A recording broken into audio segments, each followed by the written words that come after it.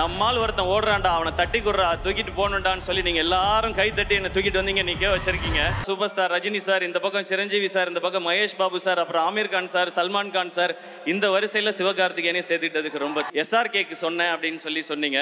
இந்த SRK பண்ண வேண்டிய படம் இந்த SK பண்ணதே ஒரு பெரிய பாக்கியம். திருப்பதி பிரசாத் சார், இப்போ நீங்க பாத்தீங்க, அவர் வந்து வேட்டி சட்டை போட்டு ரொம்ப சிம்பிளா சாதாரணமா இருக்காரு. அவர் அப்படி கிடையாது. திருப்பதியில பாதி அவரோட தான். திடீர்னு கேமரா பக்கத்தில் இருக்க மாட்டாரு. எங்கடா காணோம் அப்படின்னு பார்த்தா 2 சிகரெட்டை இழுத்துட்டு அந்த குடுமையை அள்ளி முடிஞ்சாருன்னா கேமரா வச்சுட்டு சிவதாண்டவம் ஆடிடுவாரு. அந்த மாதிரி ஒரு ஆள் அவரு. நான் மேலே ரோப் கட்டி ஏறிட்டே இருக்கேன். பக்கத்தில் அவரும் ரோப்ல வந்து என்ன தாண்டி போயிட்டு இருக்காரு. சேட்டா எந்த இவடே என்ன ஷாட்டு அனி சார் கல்யாணம் பண்ணுங்க சார், எங்களுக்கு மட்டும் 8 மணி ஆனால் வீட்டிலேருந்து ஃபோன் வரணும், எங்கே இருக்கீங்க, எப்போ வருவீங்க அப்படின்னு ஃபோன் வரணும். நல்ல ஹைட்டு, கை வந்து கிரிக்கெட் பேட் மாதிரி இருக்கு. ஆள் அப்படியே திரும்பினா அது வித்யுத் ஜாமால். அது அவர் வந்து ஹாய் அப்படின்னு கை கொடுத்தாரு. நம்ம வந்து வேஷ்டி சட்டை நெத்தியில் பட்டை. ஏன்னா அவங்க எல்லாருக்கும் தெரியும் எனக்கு துப்பாக்கி படம் எவ்வளோ பிடிக்கும்னு சொல்லி. நான் அந்த டைமில் போட்ட ட்வீட் ஒன்று இருக்கு. இன்னைக்கு தேதியில் கையில் துப்பாக்கி வச்சிருக்கவனோட துப்பாக்கி டிக்கெட் வச்சிருக்கவன் தான் பெரிய ஆளு. I got the FDFS ticket I சேன்னு சொல்லி இவர் வந்து அடுத்த தளபதியாக பார்க்குறாரு. இவர் வந்து அந்த தளபதியாக பார்க்குறாரு, இந்த தளபதியாக பார்க்குறாரு, குட்டி தளபதி, திடீர் தளபதி அப்படிலாம் சொல்கிறாங்க. நான் சொல்லிக்கிறது ஒன்று தான், நான் அப்படி நினைக்கிற ஆளாக இருந்தால் அவரும் என்கிட்ட துப்பாக்கியை கொடுத்துருக்க மாட்டார், நானும் வாங்கியிருக்க மாட்டேன். நம்ம வீட்டு பிள்ளைன்றது வெறும் டைட்டில் மட்டும் இல்லை, அவங்க அப்படி தான் நினைக்கிறாங்கன்றது. இங்கே இன்னைக்கு மதராசி ஆடியோ லான்ச். இந்த படத்தை பற்றி பேசுகிறதுக்கு முன்னாடி நான் ஒரு சின்ன ஃப்ளாஷ்பேக் மட்டும் போயிட்டு வரேன். 2014 போயிட்டு வரேன். ஒரு 14 வருஷம் முன்னாடி, ஒரு 14 வருஷம் முன்னாடி நான் வந்து ஆங்கராக இருந்த டைம். அப்போ வந்து 7ஆம் அறிவு படம் ரிலீஸ். அப்போ எனக்கு ஒரு ஃபோன் கால் வந்துச்சு, இந்த மாதிரி நீங்கள் 7ஆம் அறிவு படத்தில் வந்து ஆடியோ லான்ச் நடக்குது, அதுக்கு நீங்கள் ஆங்கராக பண்ண முடியுமான்னு. ஏங்க எவ்வளோ பெரிய படம், எவ்வளோ பெரிய காம்பினேஷன் இதை நான் பண்ணுறதுக்கு என்ன, உடனே பண்ணுறேன் அப்படின்னு சொல்லிட்டு உடனே ஒத்துக்கிட்டேன். அவ்வளோ எக்ஸைட்மெண்ட் எனக்கு. அப்புறம் ஒரு 2 நாளில் திரும்ப ஃபோன் வந்துச்சு, இல்லைங்க அது கரெக்டாக வராதுன்னு நினைக்கிறேன், அது வந்து ஒரு ஹீரோ வச்சு போகலான்னு முடிவு பண்ணிட்டாங்க, அதனால் நீங்கள் அதில் ஆங்கரிங் பண்ண முடியாது, ஸ்கிரிப்ட் பண்ணுறீங்களான்னு கேட்டாங்க. நான் சொன்னேன், ஏங்க இவ்வளோ பெரிய படத்தில் ஏதாவது ஒரு பார்ட்டாக இருந்தால் கூட எனக்கு ஓகே தான், அதனால் நான் வந்து பண்ணுறேன்னு சொன்னேன். அந்த ஷோ வந்து ஜெய் அண்ணன் ஹோஸ்ட் பண்ணாங்க. எனக்கு அவரை ரொம்ப பிடிக்கும். அதனால் நான் இந்த மாதிரி ஒரு ஈவெண்ட் ஸ்டேஜுக்கு பின்னாடி சைடில் நின்று ஜெய் அண்ணனுக்கு வந்து நெக்ஸ்ட் லிங்க் சொல்லிகிட்டே இருக்கணும். அந்த கேப்பில் வந்து நான் பார்த்தா சூர்யா சார் உட்காந்துருக்காங்க, முருகதாஸ் சார் உட்காந்துருக்காங்க, பக்கத்தில் உதயநிதி ஸ்டாலின் சார் உட்காந்துருக்காரு, செம்ம க்ரௌடு எல்லாமே இருக்குது. அந்த கேப்பில் தான் அது தெரிஞ்சுக்கிட்டே இருந்தது. அதுவே எனக்கு அவ்வளோ சந்தோஷம். அந்த ஆங்கரிங் சான்ஸ் நான் எதிர்பார்த்தது எதுக்கான, இன்றைக்கி ஒரு சான்ஸ் கிடச்சிதுன்னா நம்மளோட திறமையெல்லாம் ஏதாவது காமிச்சு முருகதாஸ் சார் படத்தில் ஏதாவது ஒரு ரோல் வாங்கிடலாமா அப்படின்னு ஆசையோடு தான் வந்தேன். ஆனால் ஸ்டில் அந்த ஷோவை நான் என்ஜாய் பண்ணேன். அப்படியே ஒரு சில வருஷம் கழித்து இன்னொரு ஃபோன் கால் வந்தது.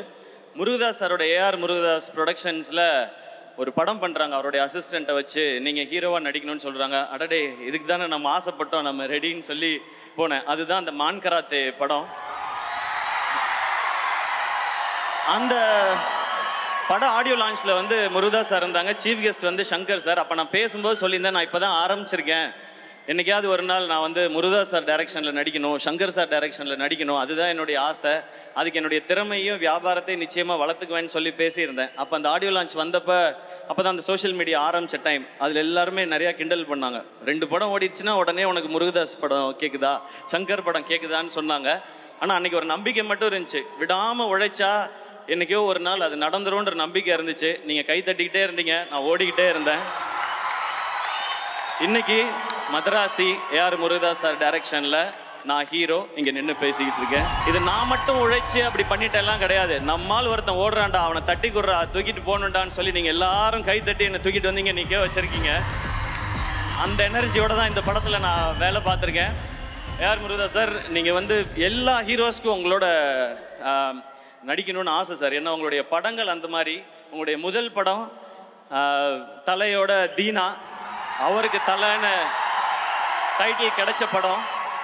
அந்த ஃபஸ்ட்டு ஷாட் ஞாபகம் இருக்குது. அவர் அந்த தண்ணியில் அவருடைய கால் ஷாட் ஒன்று வரும், ஒரு கண்ணாடி ஒன்று உடஞ்சிருக்கு, அதில் அவர் கண்ணு ஷாட் ஒன்று வரும், அது எனக்கு ஞாபகம் இருக்குது. அதுக்கடுத்து நீங்கள் கேப்டனை வச்சு ரமணா பண்ணீங்க. அது வரைக்கும் நம்ம பார்த்த கேப்டன் வேறு, ஒரு மாஸ் ஹீரோவாக இருந்த கேப்டனை மாஸ் லீடராக மாற்றினது ரமணா படமும் அவருடைய அந்த லுக்கும் பர்ஃபார்மன்ஸும். அதுக்கப்புறம் கஜினி சொல்லவே வேணாம். சூர்யா சாரை பயங்கரமாக நம்ம ரசிச்சுட்டு இருக்கும்போது அவருக்கு 2 ஷேடு, இந்த பக்கம் வந்து சஞ்சய் ராமசாமின்னு பயங்கர ஸ்டைலிஷாக ஒரு லவர் பாயாக ஒரு சைடு, இன்னொரு சைடு அந்த மொரட்டு ஆக்ஷனாக அவருடைய லுக். அதுக்கப்புறம் துப்பாக்கி, அது தமிழ் சினிமாவில் ஹீரோஸோட மாசை ரீடிஃபைன் பண்ண படம். அதில் விஜய் சார் எப்படி இருந்தாங்க, அந்த ஐ எம் வெயிட்டிங்கிறது பயங்கர ஸ்பெஷல். அதுக்கப்புறம் நீங்கள் கத்தி பண்ணீங்க, தர்பார் பண்ணீங்க. அது மட்டும் இல்லாமல் நீங்கள் ஒர்க் பண்ண ஹீரோஸ்லாம் பார்த்தா சூப்பர் ஸ்டார் ரஜினி சார், இந்த பக்கம் சிரஞ்சீவி சார், இந்த பக்கம் மகேஷ் பாபு சார், அப்புறம் ஆமீர் கான் சார், சல்மான் கான் சார், இந்த வரிசையில் சிவகார்த்திகேயனையும் சேர்த்துக்கிட்டதுக்கு ரொம்ப தேங்க்ஸ். எனக்கு இதெல்லாம் ரொம்ப சர்ரியல் மூமெண்ட் சார். இதெல்லாம் நான் இதுக்கு ஆசைப்பட்டு வரல, ஆனால் இந்த மாதிரிலாம் என்னைக்காவது நடக்கும்னு ஒரு துளி நம்பிக்கையோடு தான் இந்த மேடைக்கு வந்தேன். இதில் நான் இங்கே தமிழ்நாட்டு மக்கள் எல்லாருக்கும் எவ்வளோ பெரிய நன்றி சொன்னாலும் பத்தவே பத்தாது. முருகதாஸ் சாரோடைய எனர்ஜி, அவருடைய கதை சொல்கிற விதம், இது தமிழ்நாட்டு மக்கள் எல்லாருக்குமே ரொம்ப பிடிச்சது. எனக்கு இன்னொரு பர்சனலாக ஒரு கனெக்ஷன் இருக்குது. முருகதாஸ் சார் உங்கள் பேரில் என் அப்பா பேரும் இருக்குது, அது ஒரு கனெக்ஷன். என் அப்பாவுக்கு ரொம்ப பிடிச்ச இயக்குனர் நீங்கள். ரமணா அவருக்கு ரொம்ப ரொம்ப பிடிக்கும். ஐ திங்க் இன்னைக்கு அப்பா இருந்தால் பயங்கர ஹாப்பியாக இருந்திருப்பாங்கன்னு நினைக்கிறேன். இப்படி ஒரு டேரக்டரோட நம்ம பையன் ஒர்க் பண்ணுறான்னு சொல்லி. உங்களோட படத்தில் இருக்க விஷுவல் ஆகட்டும், ஹீரோயிசம் ஆகட்டும், சாங்ஸ் ஆகட்டும், பஞ்சஸ் ஆகட்டும், ஃபைட் எல்லாமே ரொம்ப ஸ்பெஷல் சார். இது நீங்கள் ஒரு இன்டர்வியூவில் சொல்லியிருந்தீங்க, என்கிட்டையும் சொன்னீங்க. இந்த கதை ரொம்ப வருஷத்துக்கு முன்னாடி எஸ்ஆர்கேக்கு சொன்னேன் அப்படின்னு சொன்னீங்க. இந்த எஸ்ஆர்கே பண்ண வேண்டிய படம் இந்த எஸ்கே பண்ணதே ஒரு பெரிய பெரிய பாக்கியம் சார். இது எனக்கு தெரிஞ்சு அந்த டயலாக் நான் திருப்பி திருப்பி சொல்லிகிட்டே இருக்கணும்னு நினைக்கிறேன். இந்த உலகம் அடுத்த வினாடிக்குள் ஒளித்து வைத்திருக்கும் ஆச்சரியங்கள் ஏராளம் அப்படின்னு. அப்படி ஒரு ஆச்சரியம் தான் எனக்கு இந்த படம் நடந்தது, உங்களோட ஒர்க் பண்ணதும். உங்களோட ஒர்க் பண்ண இத்தனை நாளும் நீங்கள் கொடுக்குற எனர்ஜி. சார் ரொம்ப ரேராக தான் டென்ஷன் ஆவாங்க, ஏன்னா ரொம்ப கூல், கரெக்டாக வேலை நடந்தால் போய்ட்டேன். அப்படி சாரையே டென்ஷன் ஆக்குற குரூப் இருக்காங்க இங்கே, அவரோட ஏடிஸ். ஸோ உங்களுக்கும் உங்கள் டீமுக்கும் ரொம்ப பெரிய நன்றி. இது பெரிய ஜேர்னி. சாரோட நம்மளால் நிறையா பேச முடியாது, ஏன்னா சார் ரொம்ப ரொம்ப சீனியர். நான் 10th படிச்சுட்டு இருக்கும்போது சாரோட ஃபஸ்ட்டு படம் வந்துச்சு. இன்றைக்கி என் பொண்ணு 7th படிச்சுட்டு இருக்கா. ஸோ அதனால் அந்த ஒரு டிஃப்ரென்ஸ் இருக்குது அது. பட் உங்கள் ஏடி டீமோட தான் சார் நிறையா டைம் ஸ்பெண்ட் பண்ணிட்டே இருப்பேன். அது ஒரு செம்ம எனர்ஜி. அது இந்த படம் மொத்த எக்ஸ்பீரியன்ஸுமே எனக்கு செம்மையான எக்ஸ்பீரியன்ஸ். அண்ட் நீங்கள் இந்த படம் ஆரம்பிக்கும் போது ஒரு ஜாலியாக அழகாக சிம்பிளாக அப்படியே லவ் போய் அப்படியே ஆக்ஷனுக்கு மாற்றிருக்காங்க.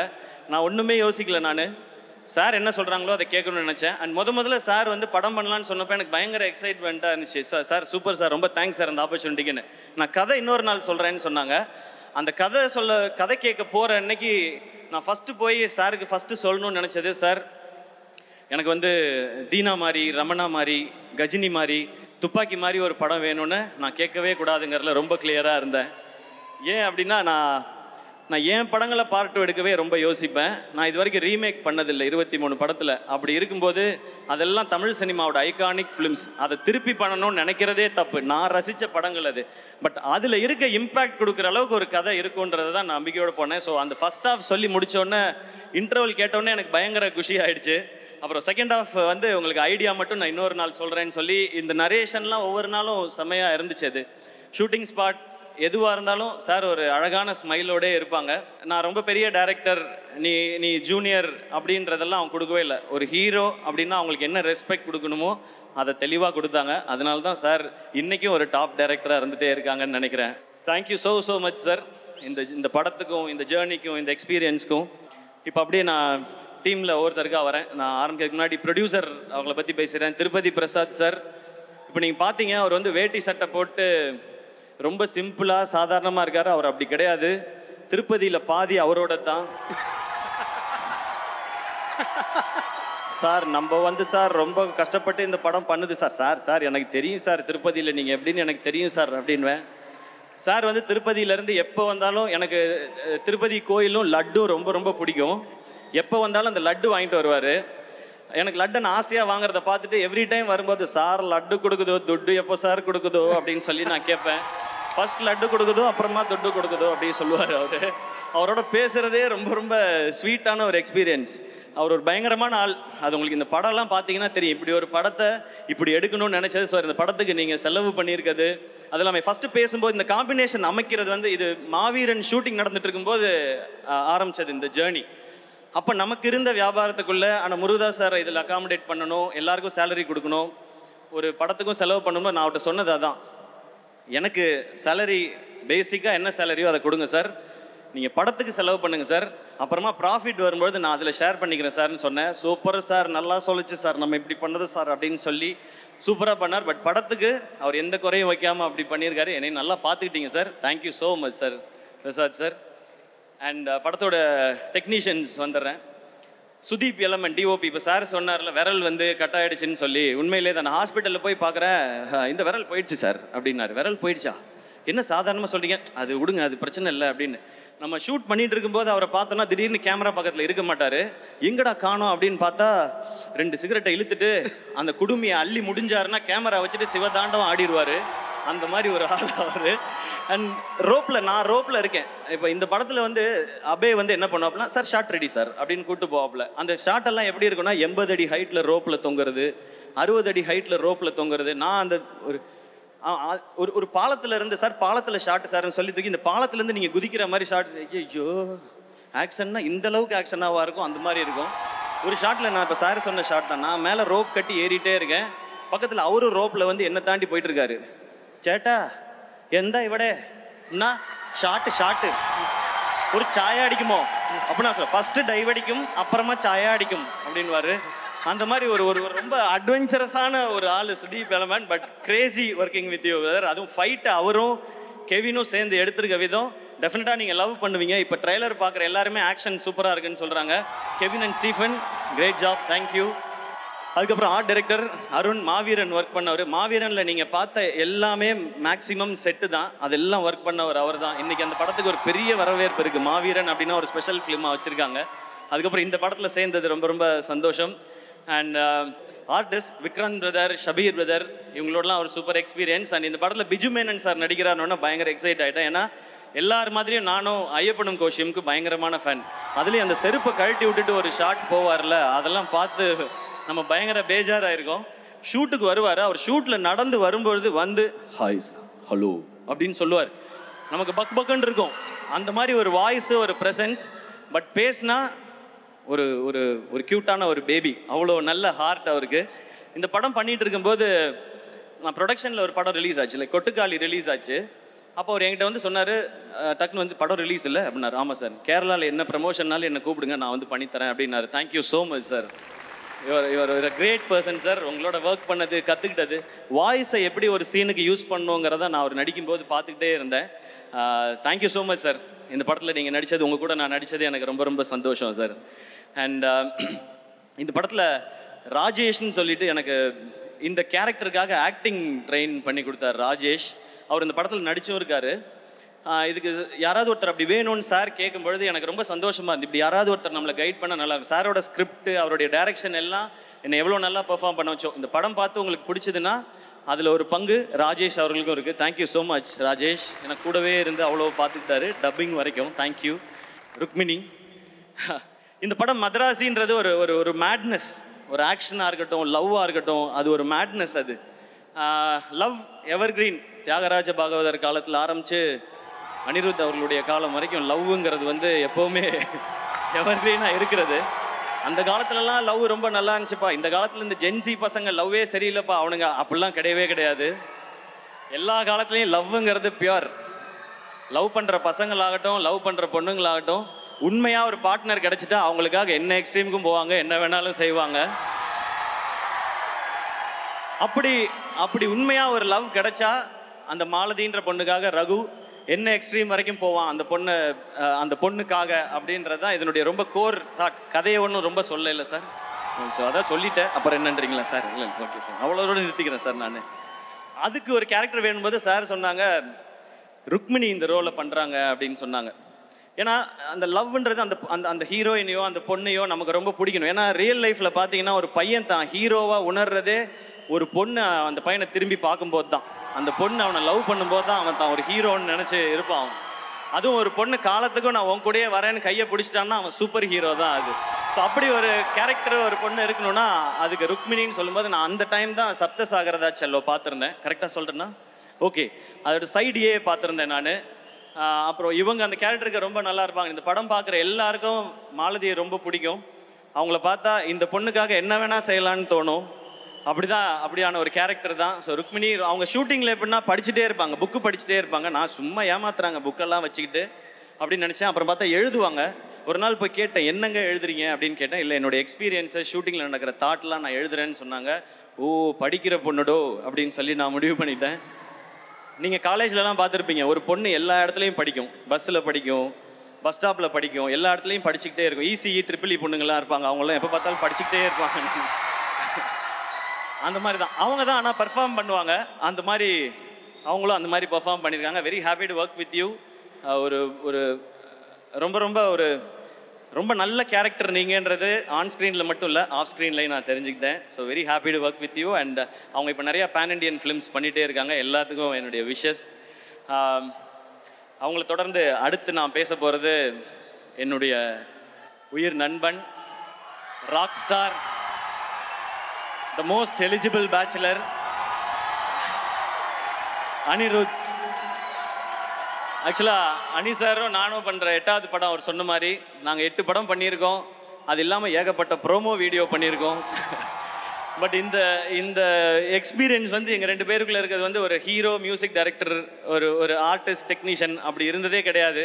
இது என்றைக்குமே அந்த ஃப்ரெண்டுன்றதுக்கும் ஒரு ஸ்டெப் மேலேன்னு நினைக்கிறேன். எனக்கு அவர் அவ்வளோ பிடிக்கும். எதிர்நீச்சல் ஹிட் ஆனப்போ நான் அப்போ அவர்கிட்ட சொன்னேன், சார் பாட்டெல்லாம் பயங்கரமாக போட்டிங்க, ஆல் காலேஜ் கேர்ள்ஸ், ஃபாரின் எல்லா பக்கமும் என்னை கொண்டு போய் சேர்த்துட்டீங்க என்ன.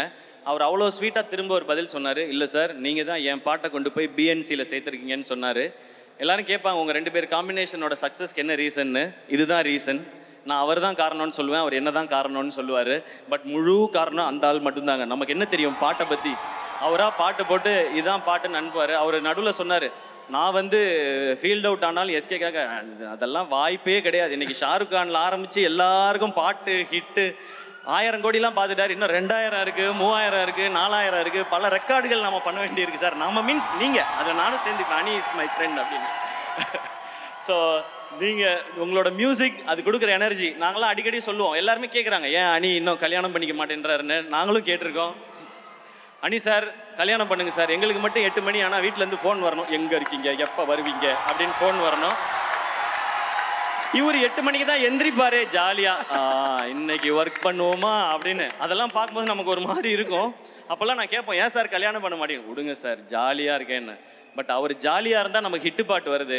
நமக்கு ஹிட்டு பாட்டு வேணுமா, அவர் கல்யாணம் நடக்கணுமான்னு யோசிச்சு பார்த்தேன். நமக்கு ஹிட்டு பாட்டு தான் வேணும். அதனால் நீங்கள் ஜாலியாகவே இருங்க சார், எங்களுக்கு வைப் பண்ண பாட்டு கொடுத்துக்கிட்டே இருங்க sir. Okay sir, thank you sir. அனி அவ்வளோ ஸ்பெஷல். அனியோட எந்த அளவுக்கு க்ளோஸ்னால், இப்போ நான் போய் கேட்டேன்னா எந்த படம்னாலும் உடனே ஓகே சொல்லுவார், நோ ப்ராப்ளம் சார் பண்ணிடலாம் சார்னு. ஆனால் அவருக்கு நாங்கள் கொடுக்குற ரெஸ்பெக்ட், அவர் இன்றைக்கி வளர்ந்துருக்க அந்த க்ரோத், அந்த ஸ்டேச்சர், அதுக்கு நான் கொடுக்குற ரெஸ்பெக்ட் நான் அப்படி போய் கேட்கவே மாட்டேன். நான் எப்போ கேட்டாலும் பண்ணுவார். பட் அவருக்கு அந்த ஸ்டேச்சரை கொடுத்து அப்ரோச்னா, இவர் இவ்வளோ பெரிய மியூசிக் டைரக்டர் நம்ம போய் கேட்குறோன்னா அதுக்கேற்ற ப்ராஜெக்டோட தான் போய் கேட்கணுன்றதான் எங்களுக்கு எப்போவுமே தோணும். அப்படி தான் சார் இருப்போம். பாசம், லவ் எல்லாமே எப்போவுமே இருக்கும். பட் அதை தாண்டி நான் இந்த ரெஸ்பெக்ட் கொடுத்தாகணும். ஏன்னா நீங்கள் உலகம் ஃபுல்லாக ரீச் ஆகிருக்கீங்க சார். எங்கே போய் பார்த்தாலும் இவர் ஒரு கான்சர்ட் நடத்தினா எனக்கு எத்தனை மெசேஜ் வருதுன்னு எனக்கு தான் தெரியும். Get me 4 tickets, get me 2 tickets அப்படின்னு. டிக்கெட்லாம் அப்படி கிடைக்கா ராஜா, நீ அங்கே போய் ஏதாவது கண்டுபிடிச்சி எடுத்துக்கோ அப்படின்னு. அனி சார் யுவர் பிக் இன்ஸ்பிரேஷன். எதுக்கு முக்கியமான சக்ஸஸ்க்கு மட்டும் இல்லை, அந்த சக்ஸஸை எப்படி ஹேண்டில் பண்ணணும்னு தெரிஞ்சுக்கிறதுக்கும். அண்ட் நீங்கள் சொன்ன அத்தனை வார்த்தைக்கும், அன்புக்கும், பாடல்களுக்கும் ரொம்ப ரொம்ப நன்றி. Love you sir, always love you. நான் எப்போவுமே மெசேஜில் அனுப்புறது தான் லவ் யூ சார். இந்த ப்ரோமான்ஸ் போயிட்டே தான் இருக்கும் எங்களுக்குள்ள, அது எப்போவுமே இருக்கும். அண்ணன் தம்பி அந்த மாதிரி ஃப்ரெண்டு எப்படி வேணாலும் வச்சுக்கலாம். Love you sir. அண்ட் மதராசிக்கு நீங்கள் கொடுத்துருக்க ட்ராக் சலம்பலை, அப்புறம் இப்போ வழிகிறேன். இன்னொன்று தங்கப்பூவேன்னு ஒரு பாடல் விவேக் ப்ரோ எழுதியிருக்காரு, ரொம்ப பியூட்டிஃபுல்லான சாங். அந்த சாங் நீங்கள் கேட்குறதுக்காக வெயிட் பண்ணிகிட்டு இருக்கோம். அண்ட் உங்களோட singers, lyricist super Subbu bro, super lyrics. And Aadesh bro thank you. And Vivek bro thanks. நான் ஆனால் தேங்க்ஸ்லாம் சொல்ல மாட்டேன், நம்ம நண்பர்களை அப்படியே மெயின்டைன் பண்ணிக்கலாம். ரொம்ப அழகான வரிகளோட அண்ட் ஒர்க் பண்ண மியூசிஷியன்ஸ், அனியோட டீம் எல்லாருக்கும் தேங்க்ஸ். நம்ம மேட்னஸ் இந்த படத்தில் சொல்லும்போது லவ் அண்ட் ஆக்ஷன் இருக்குது. ஆக்ஷன் இன்னொரு பக்கம் ஒரு பயங்கர மேடான ஒரு ஒர்க் இருக்குது. ஸோ வில்லன் யார் பண்ணுறா அப்படின் போது சார் சொன்னாங்க வித்யுத் ஜாம்வால் அப்படின்னாங்க. வித்யுத் ஜாம்வாலா, அட்டேங்க அப்பா பயங்கரமாக இருப்பாப்லையே அப்படின்னு சொல்லி தான் எனக்கு தோணுச்சு. அப்போ ஒரு ஷூட்டிங் ஸ்பாட் வந்தப்போ ஃபஸ்ட் டே சந்திக்க போகிறேன்.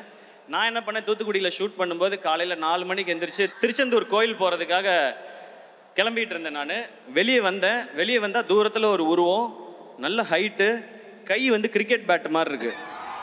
ஆள் அப்படியே திரும்பினா அது வித்யுத் ஜாம்வால். அது அவர் வந்து ஹாய் அப்படின்னு கை கொடுத்தாரு. நம்ம வந்து வேஷ்டி சட்டை நெத்தியில பட்டை போட்டுக்கிட்டு ஹாய் அப்படின்னு சொல்லி கையை கொடுத்தேன் நான். சிவா அப்படின்னாரு. Yes sir Siva Siva great man, I'm very happy to work with யூனாரு. கை அப்போவே இருக்கியா பிடிச்சாப்புல. ஐயோ ஐயோ இவர் கூட தான் நம்ம ஃபைட் பண்ணணுமான்னு சொல்லிட்டு ஓகே சார் சி யூ இந்த ஈவினிங் சொல்லிட்டு கோயிலுக்கு போய் நேராக முருகட்ட முருகா அந்த மனுஷன்ட்டு அந்த மட்டும் நீ பத்திரமா பார்த்துக்க, ஒரு பஞ்சு மூஞ்சில் விழுந்தாலும் உனக்கு என்னை அடையாளம் தெரியாமல் போயிடும், இது ஓம் பொறுப்பு நீ பார்த்துக்கன்னு சொல்லி வந்தேன். அப்புறம் அந்த ஃபைட் வந்துச்சு, கிளைமேக்ஸ் ஃபைட்டு. அப்போ நான் மனசுக்குள்ளே நினச்சிக்கிட்டதெல்லாம் ஒன்று தான், அடிக்கிறோமோ இல்லையோ தடுக்கிறோம். லோஜக் மோஜக் பஜக் இதுதான் நம்ம தாரக மந்திரம்னு சொல்லிட்டு அங்கே போனேன். ஆக்ஷன் பண்ணும்போது அந்த ஆள் தடுக்கிறாப்புல, தடுக்கும் போதே வலிக்குது. நான் அங்கே நின்று பண்ணிட்டு வெளியே வந்து இந்த ஆள் உண்மையிலே அடிக்கிறான், இதை விடக்கூடாது அப்படின்னு சொல்லி இந்த ஃபைட்டை பயங்கரமாக பண்ணி, ஏன்னா அவர் ப்ரொஃபஷனல், அவர் பயங்கரமா you can do it man, come on man, you can do it அப்படின்னு கையை மட்டும் கொடுக்காத, நீ நசுக்கி விட்டுருவா, இந்த வேலையை வச்சுக்காது அப்படின்னு சொல்லி தான் நான் பண்ணேன். பட் ஃபைட்டை பயங்கரமாக பண்ணி ஆகணும், ஏன்னா ஸ்கிரிப்டோட ரொம்ப பீக் மூமெண்ட் அது, கிளைமேக்ஸ் பயங்கரமாக இருக்கணும். அப்போ ஓகே நம்ம என்னமாவது பண்ணி ரிஹர்சல் பண்ணியாவது பண்ணிடலான்னு சொல்லி நான் முடிவு பண்ணி இறங்கி ஃபைட் பண்ணிட்டேன். அப்புறம் அவரே அப்ரிஷியேட் பண்ணார். அப்போ மனசுக்குள்ளே நினச்சிக்கிட்டேன், எத்தனை கேப்டன் படம், எத்தனை அர்ஜுன் படம், சரத்குமார் படம்லாம் பார்த்துருப்போம், விடுவோமா நாங்கள் ஃபைட்டை அப்படின்னு சொல்லி அப்படி நின்றுட்டோம். ஒரு மாதிரி அவரோட சேர்ந்து படத்தில் பார்க்கும்போது எக்ஸைட்டிங்காக இருக்கும். Vidyut Jamal bro thank you so much. ஏன்னா அந்த சிங்க் வரணும் ரெண்டு பேருக்கும், இல்லைன்னா கண்டிப்பாக 1-2 அடி விழும். அப்படியே விழுந்துச்சு, ரெக்கவர் ஆகிறதுக்கு 2-3 நாள் ஆச்சு. பதிலுக்கு அவருக்கும் 2-3 விழுந்திருக்கும், நம்மளும் அதை பண்ணியிருப்போம் இல்லையா? அந்த மாதிரி தானே நம்ம ஸ்கூலில் கில்லுனாலே சும்மா இருக்குதுல்ல, திருப்பி கில்றாள் நம்ம எப்படி அப்படி விடுவோம். ஸோ அதெல்லாம் நடந்துச்சு. பட் ஒரு ஒரு கிவ் அண்ட் டேக்கில் நல்லா வந்திருக்குன்னு நம்புகிறேன். சார் அப்ரிஷியேட் பண்ணும்போது ரொம்ப சந்தோஷமாக இருக்குது. இந்த இந்த இந்த ஷூட்டிங் ஸ்பாட்டே ஒரு மாதிரி நமக்கு ஒரு ரொம்ப சரியலான எக்ஸ்பீரியன்ஸ் தான். ஏன்னா அவங்க எல்லாருக்கும் தெரியும் எனக்கு துப்பாக்கி படம் எவ்வளோ பிடிக்கும்னு சொல்லி. நான் அந்த டைமில் போட்ட ட்வீட் ஒன்று இருக்குது, இன்றைக்கி தேதியில் கையில் துப்பாக்கி வச்சுருக்கவனோட துப்பாக்கி டிக்கெட் வச்சுருக்கவன் தான் பெரிய ஆள், I got the FDF first ticket I சேன்னு சொல்லியிருப்பேன். அந்தளவுக்கு எனக்கு அந்த படம் பிடிக்கும். அந்த படம் ட்ரெய்லர் வரும்போதே எனக்கு அவ்வளோ ஆர்வம். இப்போ ஷூட்டிங்கில் யோசிச்சு பாருங்கள், எனக்கு இந்த பக்கம் துப்பாக்கி டைரக்டர், இந்த பக்கம் துப்பாக்கி வில்லன், நடுவில் நம்ம, அண்ட் இதுக்கு நடுவில் வந்து விஜய் சார் வந்து அவரோட ஒரு சீன் நமக்கு துப்பாக்கி கொடுக்குற மாதிரி. இதை எதிர்பார்த்து அன்னைக்கு அந்த ட்வீட் நான் போடலை, சார் படத்தில் நடிப்பேன்னு நினச்சி நான் போடல, இதெல்லாம் நடக்கும்னு நினச்சி போடல. இது கடவுளும் நீங்களும் கொடுத்தது, இப்படி தான் நடக்கணும்னு நீங்கள் முடிவு பண்ணியிருக்கீங்க, அதுபடி போயிட்டுருக்கு. ஸோ இது அத்தனைக்கும் உங்கள் எல்லாருக்கும் நான் நன்றி சொல்லணும்னு நினைக்கிறேன். அண்ட் இவ்வளோ தூரம் அதை பேசிட்டதுனால அந்த ஒரு மேட்ரை இங்கே பேசிடலான்னு நினைக்கிறேன் நான். ஏன்னா இவ்வளோ தூரம் அப்படியே நார்மலாக தான் இருந்துச்சு. சரி அது வேணுமா வேணாமான்னு மைண்டுக்குள்ளே ஓடிக்கிட்டே இருக்குது. பட் துப்பாக்கி இதெல்லாம் பேசியாச்சு, அதனால் நான் அதையும் பேசிடுறேன். இந்த விஜய் சாரோட இந்த சீன் நடித்ததுக்கப்புறம் நிறைய பேருக்கு ரொம்ப சந்தோஷம், ரொம்ப அழகாக இருக்கேன் இந்த சீனுன்னு சொல்லி. நான் அதை பார்க்குற விதம் வந்து நல்லா பண்ணுற தம்பி, நீ இதை இன்னும் நல்லா பண்ணுன்னு அவர் தட்டி கொடுக்குறதா தான் நான் பார்த்தேன். ஆனால் ஒரு சிலர் என்ன சொல்ல ஆரம்பிச்சிட்டாங்கன்னா, இவர் வந்து அடுத்த தளபதியாக பார்க்குறாரு, இவர் வந்து அந்த தளபதியாக பார்க்குறாரு, இந்த தளபதியாக பார்க்குறாரு, குட்டி தளபதி, திடீர் தளபதி அப்படிலாம் சொல்கிறாங்க. நான் சொல்லிக்கிறது ஒன்றே ஒன்று தான், நான் அப்படி நினைக்கிற ஆளாக இருந்தால் அவரும் என்கிட்ட துப்பாக்கியை கொடுத்துருக்க மாட்டார், நானும் வாங்கியிருக்க மாட்டேன். அண்ணன் அண்ணன் தான், தம்பி தம்பி தான்.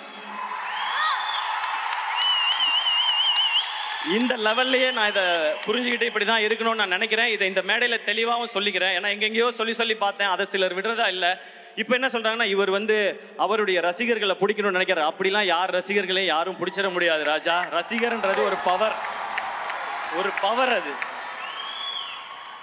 விஜய் சார் வந்து இன்னைக்கு நான் படம் லாஸ்ட் படம் நடிக்கிறேன், அடுத்து அரசியலுக்கு போகிறேன்னும் போது பின்னாடியே அவரோட நின்று போகிறாங்க. தலை அஜித் சார் மன்றத்தை கிளச்சி ரொம்ப வருஷம் ஆச்சு. நீங்கள் மன்றத்தை கிளச்சாலும் பரவாயில்ல, நாங்கள் உங்கள் கூட தான் நிற்போன்னு நிற்கிறாங்க. இந்த பக்கம் கமல் சார், அவர் மாதிரி பெர்ஃபார்ம் பண்ண இந்தியாவிலே ஆள் கிடையாது. அவர் வெற்றி தோல்வி இதெல்லாம் விட்டுட்டு உண்மையான கலைஞன், என்னோட கலைஞன், உலகநாயகன் கூட இன்னமும் நிற்கிறாங்க. இந்த பக்கம் சூப்பர் ஸ்டார் ரஜினிகாந்த் சார் 50 வருஷமாக சூப்பர் ஸ்டாராக நிற்கும் போது அவங்களோட நிற்கிறாங்க. இந்த மாதிரி தான் அடுத்திருக்க Suriya sir, Vikram sir, Simbu sir, Dhanush சார்னு இவங்க எல்லாருக்கும் ரசிகர்கள் இருக்கிறாங்க. அப்படி போய் அவங்க ரசிகர்களை நம்ம எடுத்துக்க முடியாது, நம்ம ரசிகர்களை சம்பாதிக்கணும். என்னோட ஸ்ட்ரென்த்துக்கு நான் ஏதோ ஒரு 13 வருஷம் போராடி விழுந்து எந்திரிச்சு கஷ்டப்பட்டு நான் கொஞ்சம் பேரை சம்பாரிச்சிருக்கேன் இங்கே.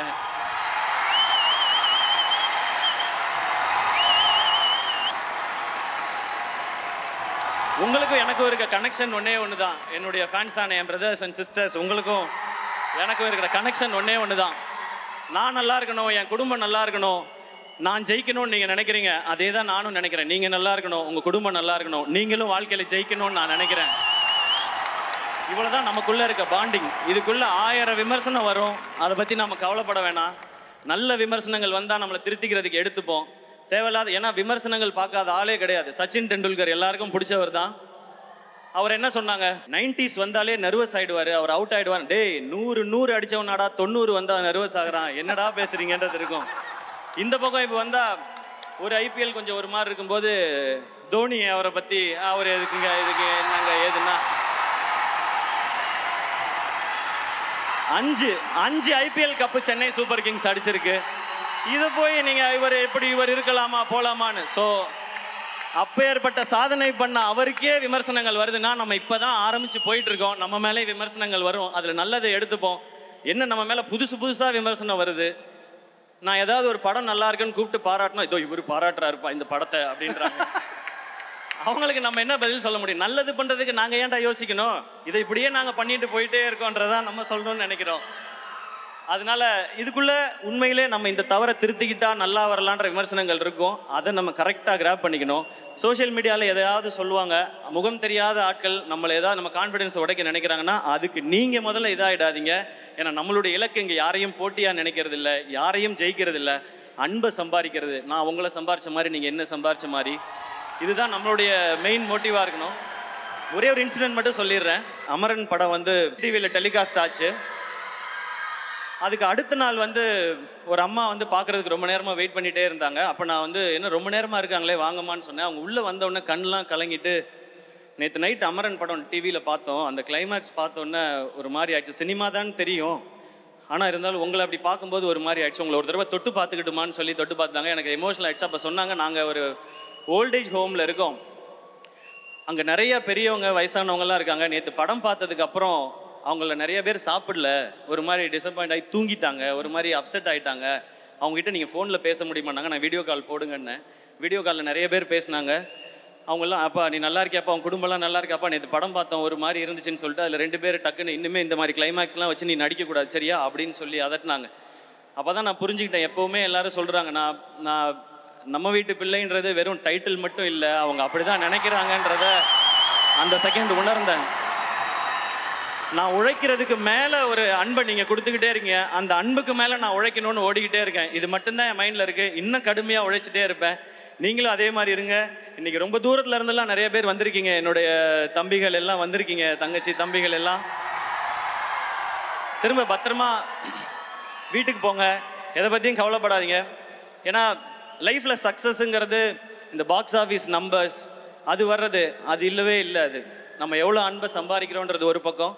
இன்னொன்று, நம்ம தோற்றுருவோமோன்னு எல்லாருக்குள்ளேயும் ஒரு பயம் இருக்குல்ல, அந்த பயம் எப்போ இவன் ஜெயிச்சிருவானோன்னு மற்றவனுக்கு மாறுதோ அதுதான் உண்மையான சக்ஸஸ். இதை மைண்டில் வச்சுக்கோங்க. நம்ம ரொம்ப தூரம் பயணிக்க வேண்டியது இருக்குது. சேர்ந்து நிறைய நல்ல விஷயங்களையும் செய்வோம் நம்மளால் முடிஞ்சதை.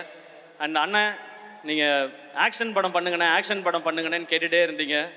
முருகதாஸ் சார் டைரக்ஷனில், அனிருத் மியூசிக்கில், இப்படி ஒரு ஸ்ட்ராங் டீமோட ஒரு ஆக்ஷன் என்டர்டெய்னர் செப்டம்பர் 5 வருது. மதராசி தேட்டரில் என்ஜாய் பண்ணுங்கள். இன்றைக்கி பத்திரமா ஊருக்கு போங்க, எல்லோரும் சாப்பிட்டு போங்க. நாளைக்கு போயிட்டு ஆனந்த் அண்ணன்ட்டையும் மோகன் அண்ணன்ட்டையும் நீங்கள் தகவல் சொல்லணும். நான் காத்திருப்பேன் காலையில் நீங்கள் சொல்லுவீங்கன்னு. வேறு யாரையாவது மிஸ் பண்ணியிருந்தா மன்னிச்சிருங்க. And thank you lovable friends, N brother and sister 2 பேருக்கும் thank you for all the love and support. And இந்த ஈவெண்ட்டை சிறப்பாக நடத்தின மொத்த டீமுக்கும் அண்ட் மேனேஜர்ஸ் மொத்த எல்லாருக்குமே என்னுடைய ரொம்ப ரொம்ப நன்றி. Love you. செப்டம்பர் 5, 5, 6, 7 3 நாளும் ஹாலிடேஸ். தேட்டரில் என்ஜாய் பண்ணுங்கள். இந்த படம் உங்கள் எல்லாருக்கும் பிடிக்கும் நான் நம்புகிறேன். Love you all.